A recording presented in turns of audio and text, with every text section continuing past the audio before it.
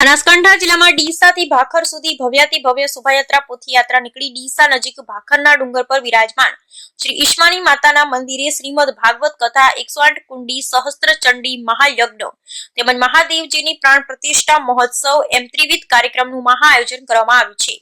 બનાસકાંઠા જિલ્લામાં ડીસાના સેવાભાવી અને ગુજરાત ભાજપ બક્ષીપંચ મોરચાના પ્રદેશ મંત્રી શ્રી કથાના મુખ્ય યજમાન પીએન માળીના નિવાસ સ્થાનેથી ભવ્યાતિ ભવ્ય શોભાયાત્રા પોથીયાત્રા નીકળી હતી।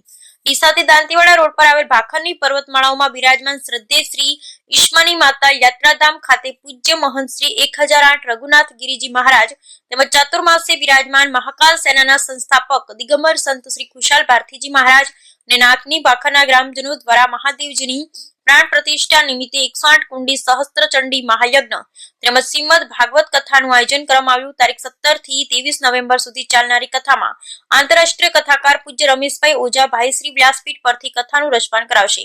કથાના મુખ્ય યજમાન તરીકે ડીસાના શ્રેષ્ઠી પીએન માળી દ્વારા લાભાર્થી બન્યા છે। ત્યારે મહોત્સવના પ્રારંભ કથાના મુખ્ય યજમાન પીએન માળીના ડીસા ખાતેના બીડી પાર્ક ખાતેના નિવાસ સ્થાનેથી ભવ્ય શોભાયાત્રા પોથીયાત્રા નીકળી હતી। યાત્રામાં એક હાથી ઘોડા બગીચો સાથે પધારેલા સંતો મહંતો નાગા બાવાઓની જમાત વિશાળ સંખ્યામાં કળશધારી બહેનો નાની ભાખર મોટી ભાખર ભાખર ખેડા કોટડા તેમજ ઈશ્માની માતા યાત્રાધામ આજુબાજુ વિસ્તારના ગ્રામજનો સહિત ડીસાના આગેવાનો શોભાયાત્રામાં જોડાયા। બ્યુરો રિપોર્ટ રામજી ભરાઈગુર કાંકરેજ બનાસકાંઠા।